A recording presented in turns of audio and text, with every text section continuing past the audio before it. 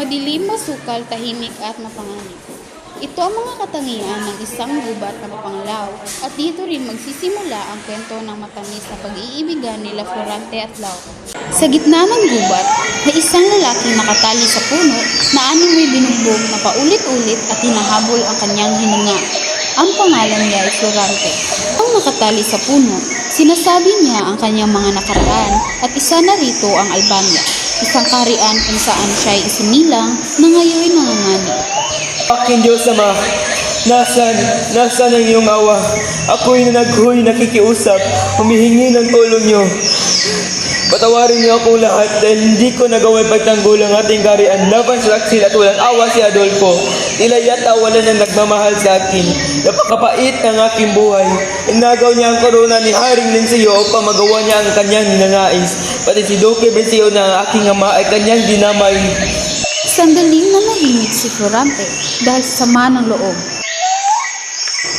Matapos manahimik ay muli siyang tumawag sa Panginoon. O aking Diyos Ama, tila yata di mo dinidinig ang aking mga panalangin sa iyo. Hindi ko tuloy maalis ang isipan na ayaw niyo na akong tulungan. Kung ganon, papaano na ako? Sino ang aking manalapitan at pakakapitan kung ang Diyos mismo ay ayaw na akong tulungan? Paalam na Albania, aking sinilangan. Patawarin mo na lang ako dahil hindi kita na ipagtanggol. Paalam na bayan ko. Paalam din sa iyo. Adolfong Malupit, Laurent Axil, paalam sa inyo. Habang nagdudusa si Florante sa gubat, isang girerong morong nagngangalang Aladin ang dumating sa gubat na pagod at naghahanap ng pagpapahingahan. O Florida o tadhana, kay lupit mo. Kinuha mo ang minamahal ko. Habang si Aladin ay umiiyak at nagdudusa, ay may narinig siyang tinig sa kagubatan at pagkatapos ay may nakita siyang lalaki. Oh, ano yung tinig na aking narinig? Tinig ng isang naghihinagpis na tao. Sino kaya siya? Talagang ako'y minamalas. Ako'y pinapahirapan sa kamay ng taksil na si Adolfo. Si Adolfo malupit at higit pa sa halimaw kong manakit. Kaawa-awang tao, ang lahat ng kanyang tuway na wala nung siya'y pinahirapan at pinagtaksilan. Pagkatapos na marinig ni Aladin si Florante, ay nagmuni siya ng isang malaking problema. Tadhana ay masakit, problema ko ay napakahirap lutisin dahil sa aking sintang inagaw. Nagmamandali na si Aladin na mapansing humina ang boses na kanyang narinig. Kaya alangan ko ng magmadali kundi hindi ko na maabutan ang taong yon. Habang tumatakbo, ay nahawin niya ang mga sagabal sa pamamagitan ng kanyang kalis. Nang makita niya ang nakagapos, ay napansin niyang may nakapalibot ditong 2 leon. Siya ay naganda at nilusob ang mga leon. Pagkatapos niyang mapatay ang 2 leon, ay pinakawalan niya si Florante. Parang nakita ko na ang taong ito. Pagkalipas ng ilang oras, ay namulat si Florante at Laura, nasaan ka? Tulungan mo ako makaalis dito. hindi na sumagot si Aladin at baka sa kawalang pag-asa ay matuluyan na si Florante. Sino ka? At bakit ako narito? Magpahinga ka na lang, ako ang nagligtas sa iyo. Hindi mo ba napapansin na tayo ay magkaaway? Marahil, pero ika'y nangangailangan ng tulong. Siguro nga ay patay na ako kung hindi ka dumating. Ngunit ang pagkamatay ang siyang tunay kong kaligayahan. Angal, hindi mo ba alam na dinagdagan mo lang ang iyong pasakit? Hindi nagpansinan ang dalawa, ngunit isinama ni Aladin si Florante sa kanyang pagpapahingahan at doon sila nagpalipas ng gabi. Pagdating ng umaga ay napansin ni Aladin na malakas na si Florante kaya ito'y kanyang niyakap. Maraming salamat sa lahat ng tulong mo, kaibigan. Inaliw ni Aladin si Florante, ngunit napansin nitong malungkot pa rin siya. Ano ba ang iyong problema? Maari ko bang malaman? Sige, sisimulan ko ang aking kwento simula nang ako'y pinanganak. Ang dalawa ay naupo upang magkwentuhan. Pinanganak ako sa bayan ng Albania, kung saan si Duque Briseño ang aking ama ay nananirahan. Ang ina ko na si Prinsesa Floresca ay nakatira sa Crotona. Ako ay pinangalanan nilang Florante. Noong sanggol pa lamang ako, ay muntik na akong dagitin ng isang buwetre.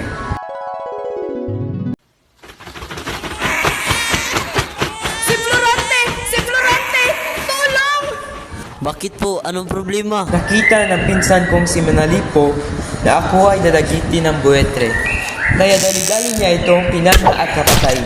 At noon naman naglalakad ako, ay kunuha ng isang alyon sa aking dibdib ang aking kupidong diamante. Buti na lang at hindi ako napahanga. Nang ako'y naging 9 na taong gulang, ay lagi akong nasa burol at nila ang aking panat busog. At ako'y naghahanap ng hayop upang tirahin ng aking panat. Kapag ako'y napagod, ay napapahinga at nanaligo ako sa batis kung saan masasayang nag-aawitan ang mga nayades.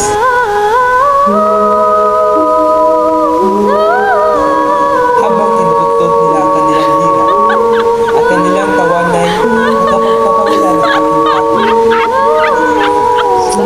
Pagkalipas ng ilang taon, ay pinag-aral ako ng aking ama. Ngunit ayaw pumayag ng aking ina dahil ako'y lilisan. Bakit kailangan pa niyang umalis? Dahil mas maganda ang pagtuturo roon. Kung hindi siya mag-aaral, ano ang kanyang magiging kinabukasan? Sino ang mag-aaruga sa kanya ron? Alagaan siya ng kanyang mga guro't kaibigan doon. Sa mga sinabi ng ama ko, ay nakumbinsin niya si ina upang ako'y lumisan. Sa pagdating ni Florante sa Atenas. Florante, maligayang pagdating. Ako nga pala si Antinor at ako ang magiging guro mo dito sa Atenas. Salamat po. Oh, bakit tila kay lungkot mo? Gusto ko po kasing umalis sa Albania. Hayaan mo, lilipas din yan. Sa isang buwang pagtigil ni Florante sa Atenas, ay kapansin-pansin na palagi siyang tulala at di makakain. Isang araw, habang naglalakad si Florante, ay nakasabay niya si Adolfo, ang kanyang kababayan. Napansin niya ang pinong pagkilos nito.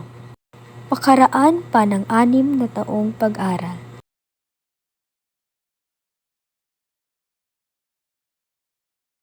Salamat po! Dito nagsimulang magalit si Adolfo dahil nasasapawan na siya ni Florante. Isang hapon, tinipon ni Antinor ang mga estudyante. Magkakaroon ng pagsasadula ng trahedya ng 2 apo.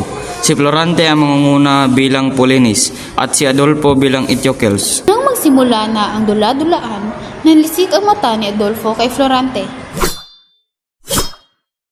Ikaw ang umaga ng kapurian ko! Dapat kang mamatay!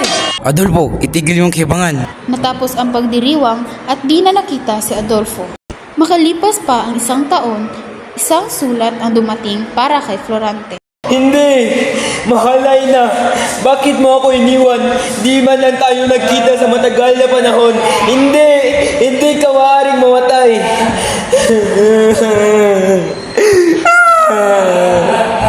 2 buwan pa si Florante sa Atenas bago dumating ang kanyang sundo. Maestro, paalam na po. Florante, tandaan mo, palaging mag-iingat kay Adolfo. Salamat po sa lahat. Tatandaan ko po ang inyong bilin. Iingat ka, Florante. Kapag kailangan mo ng tulong ay nandito lang kami. Minandro, sumama ka kay Florante sa Albania. Salamat po. Paalam na po. Pagdating sa Albania, O aking ama, o bunso. biglang may dumating na isang mensahero. Gandang araw po. Humihingi ng tulong ang Crotona sa inyo dahil nanganganib po na masakop ni General Osmalik. Masaan niyo ang tulong namin? Florante, pupunta tayo kay Haring Linceo. Pagdating sa palasyo, sinalubong sila ni Haring Linceo. Ang aking binata sa aking panaginip. Siya ang papalit sa aking trono. Pansamantala, pamunuan mo ang hukbong patungo sa Crotona. Tulungan mo ang iyong ninunood doon at magkamit ng karangalan. Maraming salamat po sa papuri. Ginawa ko lang po ang nararapat. Nasilayan ni Florante si Laura sa hardin ng palasyo.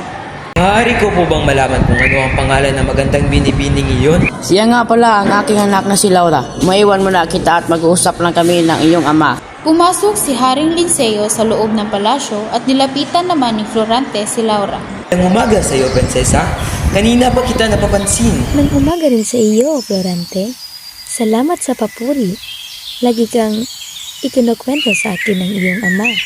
Sana'y makilala pa kita ng lubusan. Gayon din ako. Ngunit, ilang araw na lang at aalis ka na rin. Anak, halika Laura. Pumasok na tayo at magsimula na ang tiging.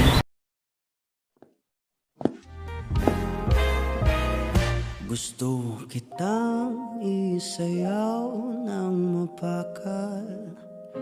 Gusto kitang isayaw ng mapakal.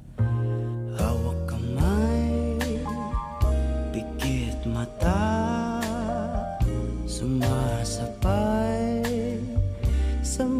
musika. Gusto kitang isayaw ng mapakal. Eto na ang kantang hinihintay natin. Eto ng pagkakataon na sabihin sa'yo ang nararamdaman ng puso ko. Matagal ko nang gustong sabihin ito. Gusto kitang isayaw ng mapakal. Gusto kitang isayaw ng mabagal. Hawak kamay, pikit mata. Pagkatapos ng 3 gabing piging, kinabukasan, Karangalan ko po ang maglingkod sa inyo, Haring Lenseo. Salamat po. kinabukasan. Pagdating nila Pangako, Florante sa Laura. Cortona, nakita nila ang buwan Paalam sa inyong General lahat, Ismalik. mga Sa pagnalik nila sa Albania, ay may nakasalubong silang mga Sa pagbalik nila sa Albania, ay may nakasalubong silang mga di-binyagan na may dalang isang babae. Sa pagbalik nila sa Albania, ay may nakasalubong silang mga di-binyagan na may dalang isang babae. Makalipas ang ilang linggo, matapos noon ay bumalik na ang mga lahat